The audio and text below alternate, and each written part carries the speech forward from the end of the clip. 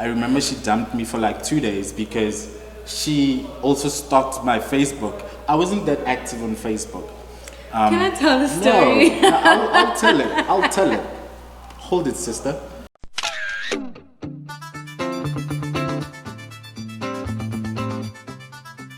She went through my Facebook and saw the year that I matriculated in. Class of something. And so she lost it. So I got a long essay talking about, I'm so disappointed. Why didn't you tell me? And all that. I'm like, you see? This is why. This is why I don't tell people my age. So we found that, well, she found that she's slightly older than me. And so she was like, I can't do this. Yeah. And so I responded with my own essay. I'm like, you concluded how I was just because of some digits. You know, they say that age is a number. There's actually some truth to that.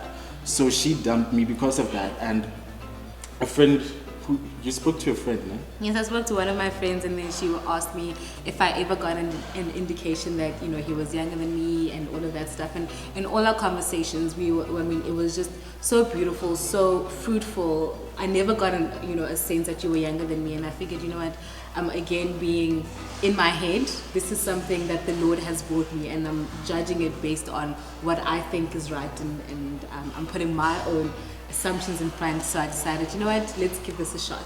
We actually share responsibilities around the house. You know, if it's buying groceries, we share that as well. If it's paying bills, and I can't come through that month, she helps out as well. So we kind of complement each other when it comes to finances. It's not a you do this, I do this. We help each other. When we kind of came across financial difficulties, although it was different, you know, it wasn't something that was surprising because I was expecting it to come in some way or some form. It did shake me a bit because I'm a planner and I do not like not having, but it brought us together. And one of the things that, again, one of my leaders told me is that when we face a situation like being in lack or not having enough money for that month, was that, you know, we sit together like this and not opposite each other, and we are like this facing the problem.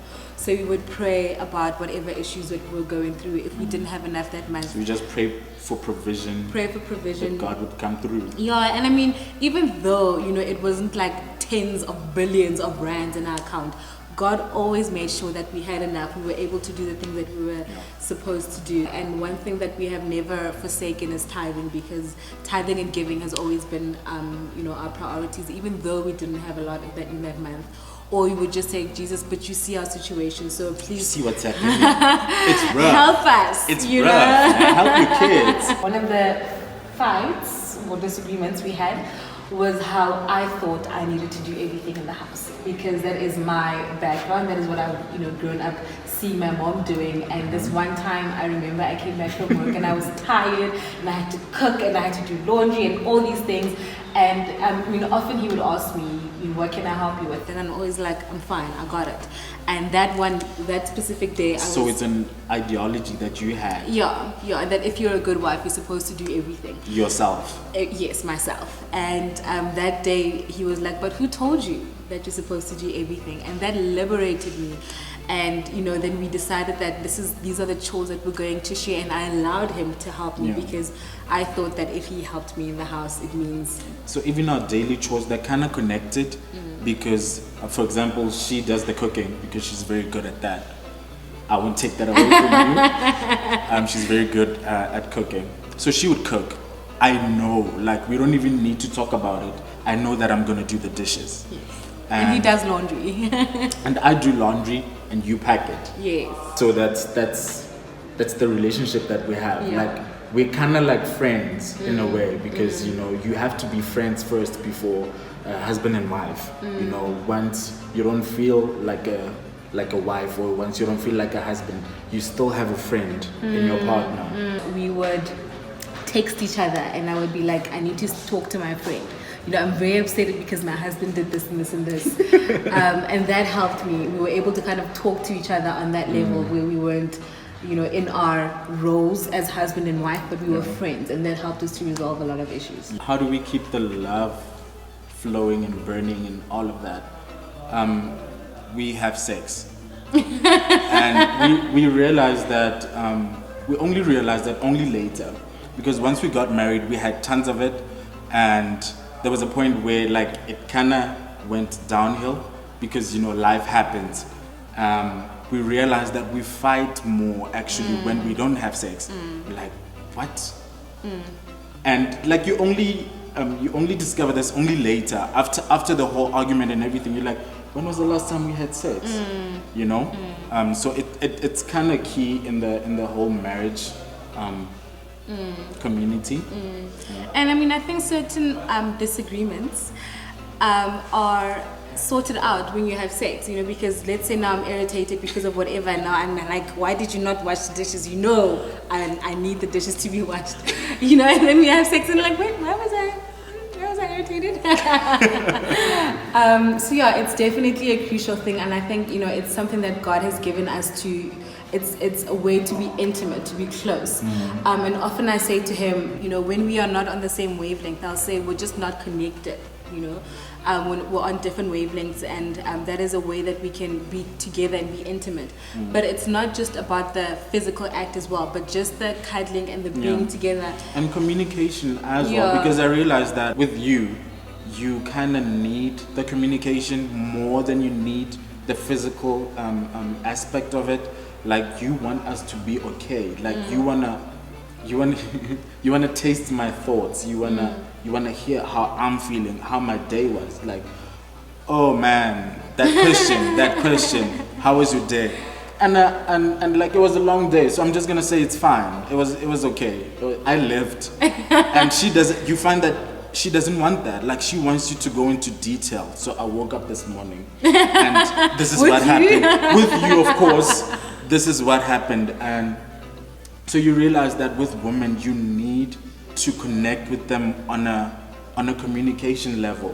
You know, that's kind of their sex in a way, because they want you to be with them. You know, because you can have sex, and then what happens after that? You know, you're still with a stranger if you don't communicate. You understand?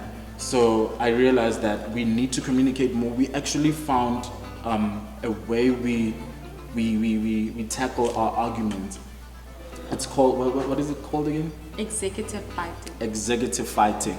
What happens is that we learned this at premarital counseling, which is very important. Premarital counseling is the key, guys. I would advise anyone to go in it. What happens is she tells you how she's feeling. Now, instead of responding, because in your head, while she's busy telling you how she's feeling, you're already ready with the response. You're ready with the fire, man. You're ready with the fire. But executive fighting disputes that. It wants you to tell and repeat what she said, you know, and you have to clarify. And then after that, you tell her how you're feeling, and then, you know, it's like a cycle. And then you realize that you're thinking differently. You know, you're feeling different feelings about something, you know, and then you come together and you find a solution. So, yeah. And I think just on that topic of having disagreements and fights and stuff, one thing that we also do is that, when I remember, is that if I'm not okay, if I'm angry or upset about something, I usually process a while. It takes me a bit of time to kind of Jesus, take the wheel. It takes me a few minutes or a few hours to process things, whereas if something happens, you want to talk about it right then and there. So one of the things that we had to kind of agree to was that we would say orange, or I would say orange if I don't want to talk about it right then and there. And after, could be any word actually. Yeah. And then when I have sort of calmed down enough to have a rational conversation, then we can talk about it. And sometimes we also kind of pause the fight. I like to call it coming up for air. We pause the fight. It's not that deep. It's not that deep. And then we talk about something random. Oh, did you remember this? Yes, we have this event later, whatever. And then later, when we are calm, then we can have a conversation. And again, everything is basically on, but we weren't on the same wavelength, or I misunderstood him, or he misunderstood me. So it's very important to communicate. I think I cannot stress that enough. there's been a few things that happened recently that sort of made me a bit scared of getting divorced, and I would try and avoid fights because I'm like, that is what causes divorce. I would try and, push things. You think it would lead to that? Yes, I would sweep things under the carpet because I wanted to avoid, And I noticed that. Yes. I'm like, stop it. Yes. Let's have this argument. Yes, because fighting is arguing, having disagreements is okay. It is a part of the process, and when you try to avoid it, that is where the issue comes in. When you actually sweep things under the carpet, that's when they come back to bite you. Absolutely. So there's no way to. Okay, I can't say there's no way to divorce-proof your marriage, but because we know people that have, that love the Lord completely but have ended up in divorce. But I think it is when there's a disconnection that lasts for a long period of time. And you end up walking past each other, and it's as if you're roommates and you're not even, husband and wife. I think when it gets to that moment, you need to pause and introspect and think, how did we get here? And reconnect. Legit reconnect. Yeah. So he has friends of the opposite sex. And initially I was a bit of a psycho there, but I mean, which girl hasn't? You were like what? You were what? So I would like go through his phone because I was like, nah, man, I don't understand how this works. But I have grown to trust him, to love him, and I know that he would never ever put our relationship or our marriage at any type of risk. But he knows, that if it's something that is a bit too much for him to handle, he will say, baby, please come with me to do this, or, because he's also a photographer. So if it's a shoot that is going to be a bit risque, then he asked me to please come. Yes, please come, or a friend of his to kind of, accompany him as well. Just to have those boundaries there as well. Because I mean, him I trust. But I'm not sure about all the other people, but I think everyone that is our friend knows and respects our relationship, and they would never do anything to kind of harm us or hurt me in any way. So I really don't have any trust issues regarding friends of the opposite sex with him, and I know that he has proper boundaries in place. But he's a very social guy. Social? Yeah, like you're a very social guy. I'm compassionate. Can we find the balance? better word? No, I'll go with social. And he's often, chatting to his friends on his phone. So I think that has also been something that we disagreed about for a while, because I'm like, but I'm here, so talk to me and not to other people. I'm trying to save the world. But I'm here. And another thing was that I just felt like, if I'm talking to him and he's busy communicating with other people, it sort of minimizes the quality of our communication.